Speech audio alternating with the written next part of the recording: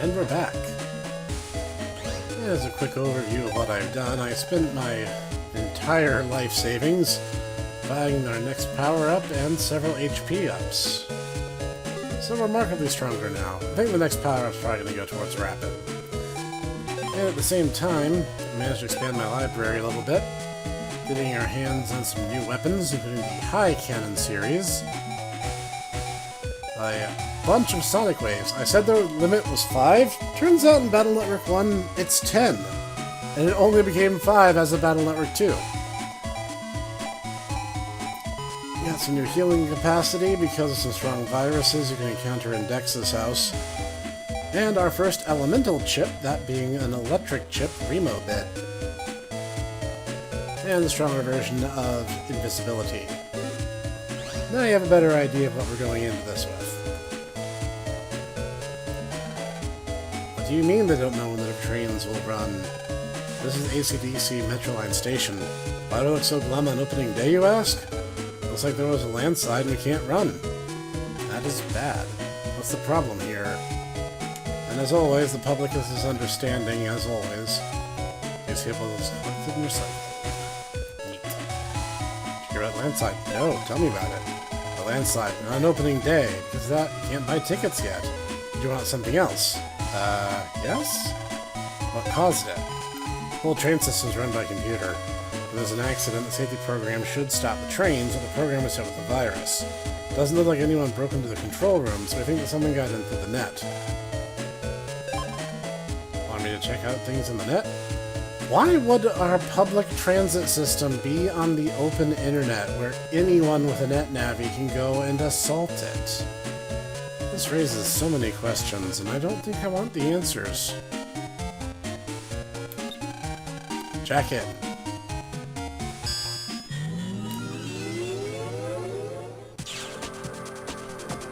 And now our markedly stronger MegaMan ventures boldly forth. Hi. Heard that you'd be a fireman. Wow. But be careful. There's sometimes copies of deleted navis on the net. Almost sounds like a ghost story, huh? Yeah, that's actually not an unfair comparison. But he's right. There are ways to re-challenge past boss fights, and you have to find them. But they are scattered throughout the internet, and some of them are best avoided. Not that I've had a bad, traumatizing experience with that in past games. That'd be ridiculous, whatever makes you think that. Setting that aside, we can now use our markedly improved chip deck to just kind of power through to get to later areas on the net.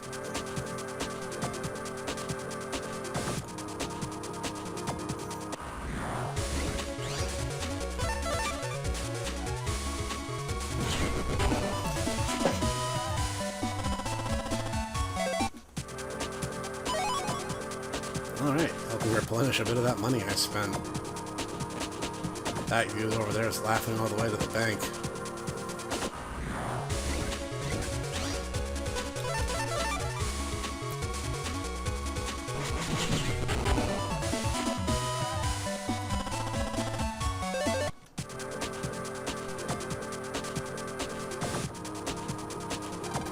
It says, Dex's PC, get out. This means you. You don't have access rights. Because I have to get permission from Dex before we get through. Well, thankfully, he doesn't live far. How Dex can single-handedly bottleneck all internet traffic in AC/DC Town is a mystery for another time. Greenery really helps me to relax.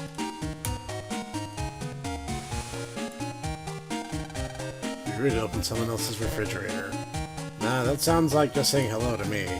This heavy control panel doesn't have a jack-in port. Mail's piano looks like you can jack in.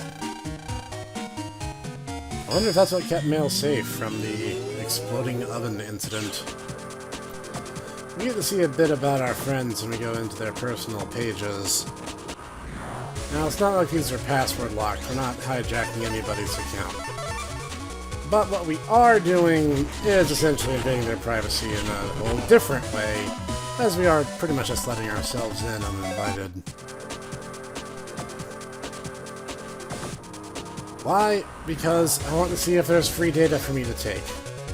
I mean, that's the honest answer.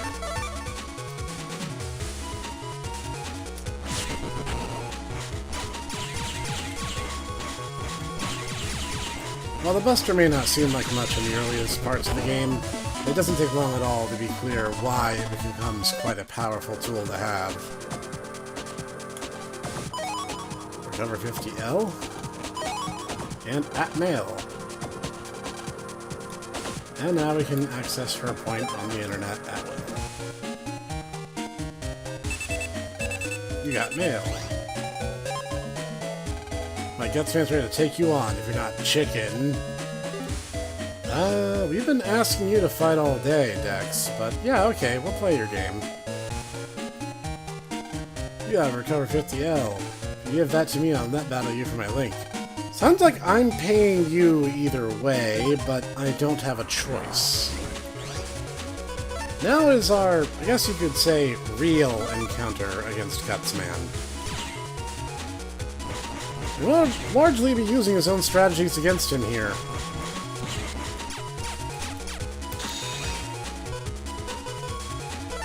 Let's see what we can do here. Actually, this would be a little bit better. Remember, order is important.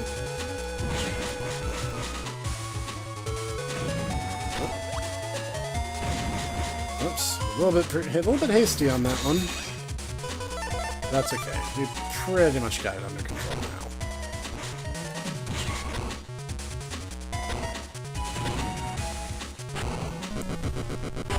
Alright, Dex, what's your excuse this time? What's wrong with him? He looks a little pale. Oh. Is he okay? Maybe the shock? Don't tell me you're not going to give me the link again. I can't believe I lost to you. It must be fate. But I always keep my promises. The link is yours.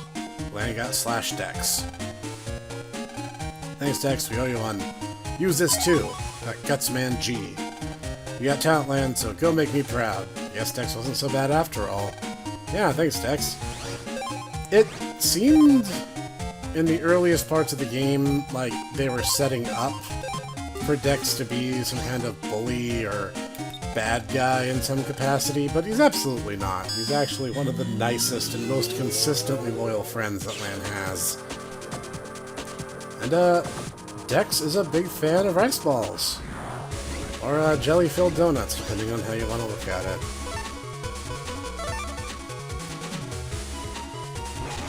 Oops. Now a little overeager. Unlike their big brothers, the Yellow Mets never bother ducking under their helmets, meaning they're always vulnerable, even if it's not their turn to act.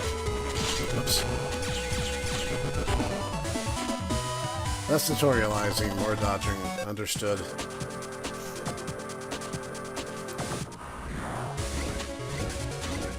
I mean, I get for the gameplay reason why this is the case, but it begs the question, why are our friends' computers full of viruses?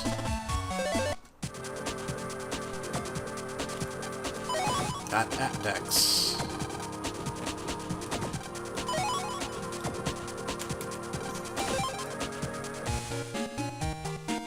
Now, there is one more friend whose house we haven't stolen anything from yet, and we need to rectify that.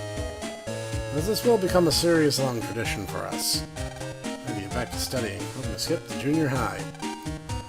As Dex was held back a grade, it is said flat out that Yai has skipped grades because she is so intelligent. It says I can jack into a some, but it won't let me jack in. But later games will let me do so. Don't think I can jack into China. Head of some mysterious animal. Not really sure what I'm looking at here. It's filled with small dolls. Gorgeous mirror, yeah, gets ready in the mornings here. Very warm looking down blanket. Must look great in winter. And terrible in summer. Fortunate, yeah, not the best of taste as a jackport. You need a very creative artist to make Yai appealing. But this should look familiar, because we came here briefly in an earlier episode. This was really to demonstrate the idea that even if they're not physically connected, a lot of internet areas still interconnect.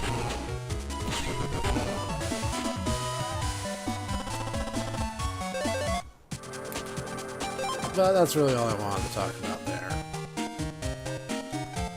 beautiful telephone. Looks like it's a jackport. And if there's free data in it, Lord knows Lan will take it. In fact, there's a free HP mem that you can get if you go to the car outside the school. If you jack into it, there's this one literally waiting for you to take it. And of course, it's just, you know, money. And of course, to Yai, it would be a pittance. Whoops. That's hoping to do something cool to get all three, but oh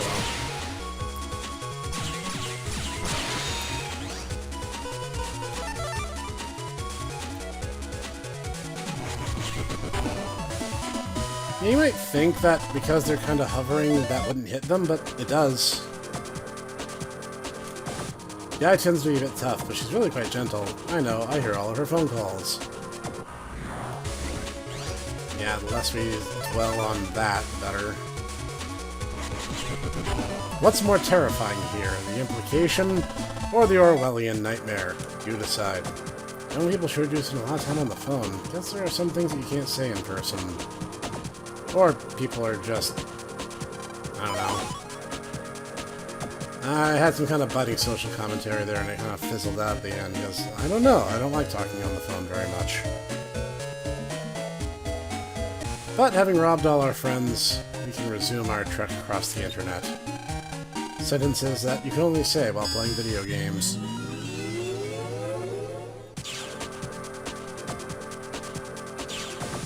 And I'll just speed this footage up for your benefit.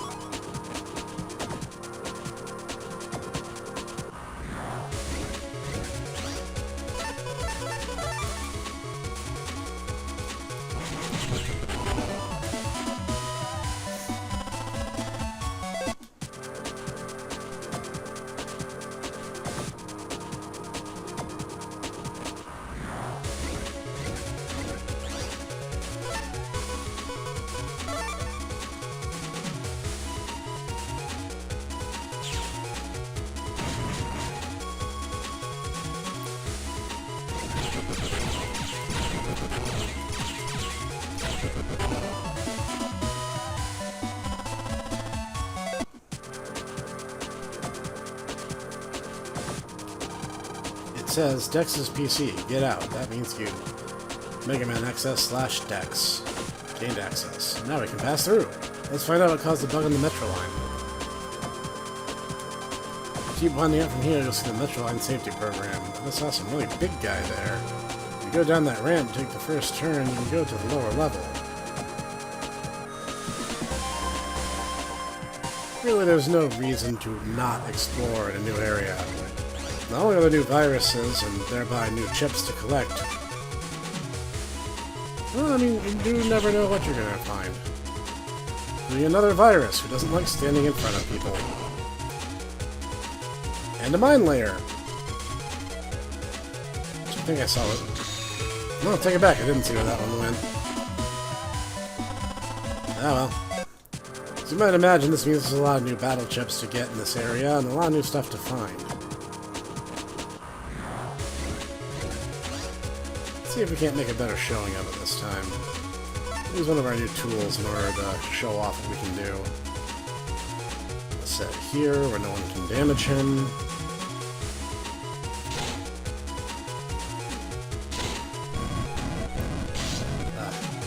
Did it again. The towers actually move in a very predictable pattern. there's really no danger, or at least there shouldn't be any danger associated with using them, or dodging them rather, but here I am having this conversation with myself.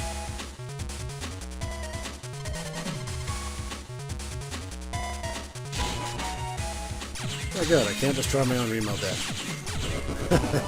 I actually wasn't sure about that. Remobit belongs to a series of chips, oftentimes referred to as junk or object, where it will spawn something on the field. And enemies can destroy it, but apparently I cannot.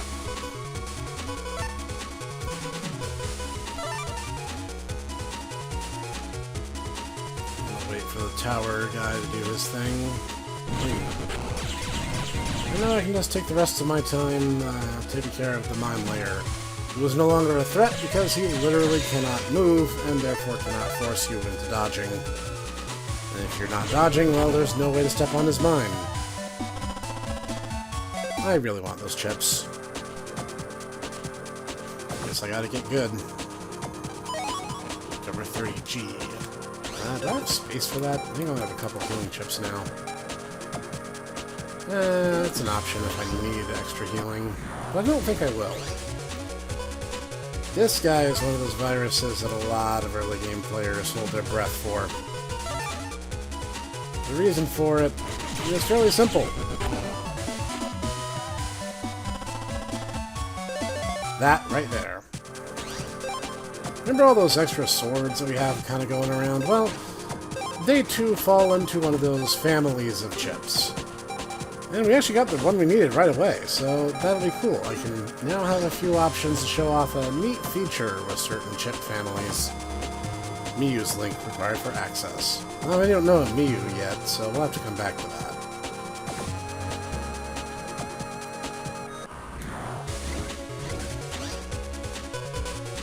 Oh yeah, now's my chance to show off Gutsman in earnest. Those guys down there on the bottom right are iron heads. They can only be hurt when their mouth is open, which means timing is very, very critical for dealing with them.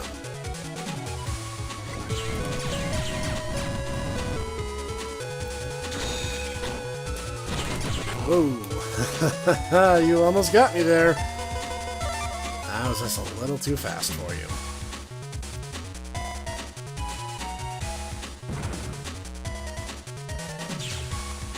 Thankfully, some strategies just work regardless.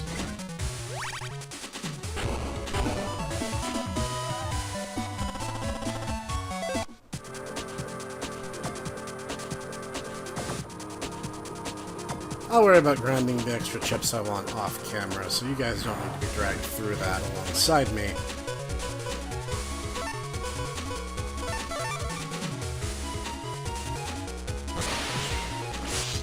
Whoops, forgot he could do that. Despite the fact that his chip only reaches 2 panels ahead of him, his long sword actually goes 3. That said, roll heals. So even if I did retain damage between fights, which I don't, that right there would have shrugged most of it off.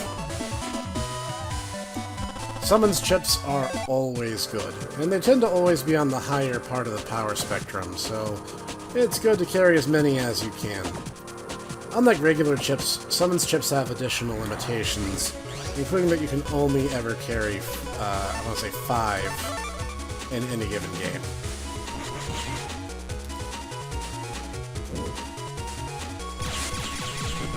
And now we've gotten to see Invisible on display. Or not on display, as the case may be.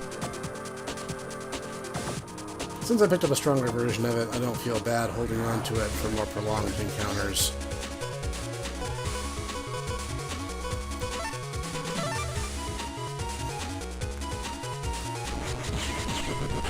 Whoops. Totally forgot how these guys fight. Yep, they can do wide sword or a super long sword, essentially, and either way you don't want to get hit by it. This area also introduces a lot more elemental enemies, which, apart from Heatman, we haven't had to worry about too much. But it actually introduces a very important mechanic for how the game is going to behave going forward, and that includes the elemental wheel. Thankfully, Battle Networks is not particularly complicated. Fire-type damage destroys wood-type enemies. Water-type defeats fire, as you might imagine. Fire destroys wood, wood destroys elect destroys water, water destroys fire. And if I had just said it that way the first time, I wouldn't have needed all those unnecessary details.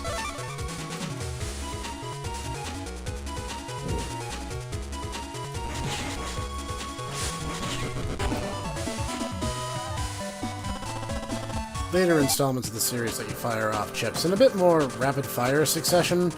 In the first game, there is a tangible delay between their use, even if they're of the same family or weapons that are otherwise fairly quick in execution.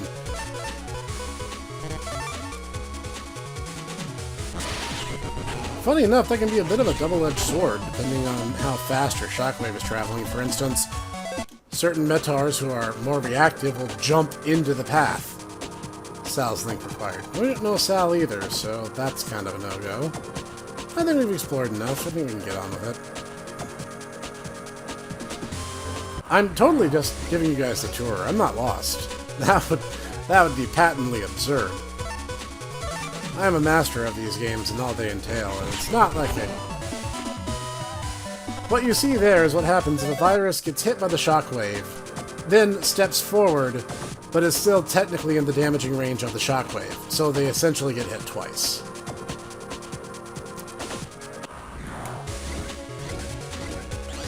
A rare but welcome side effect of how these powers operate.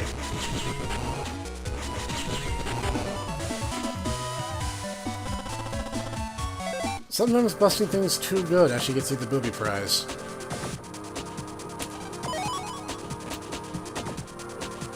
Random mystery data on the net is indeed quite random. Depending on where you go and when you go there, you can end up in situations where they'll actually give you disproportionately powerful chips. In a playthrough in the past of this game, I ended up accidentally wandering into a very, very late game part of the story and getting chips I was not supposed to have access to thanks to mystery data. And then I was able to just run out of the area and get back by jacking back out.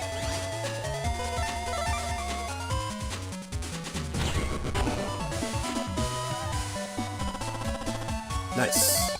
This will be our first fire affinity chip. The towers I've been building up so much. I don't use thrown weapons that often.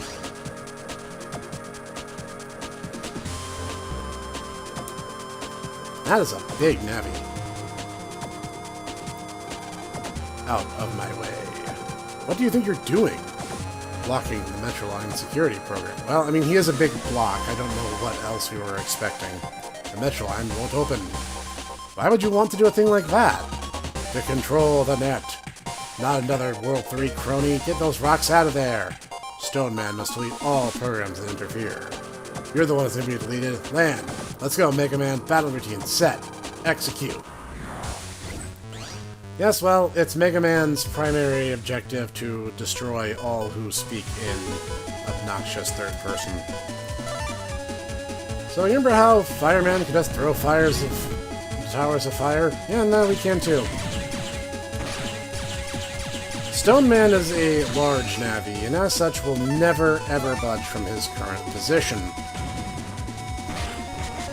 So the most important takeaway here is not only will he never dodge, he never actually flinches. He has a super armor quality, so he always remains vulnerable no matter what happens. Seriously, if I go this entire fight not having to move at all, I will laugh so hard.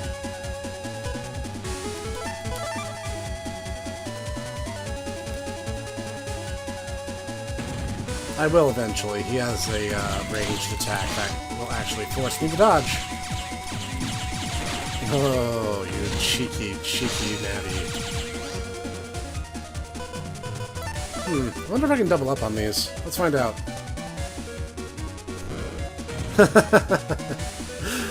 That's good to know.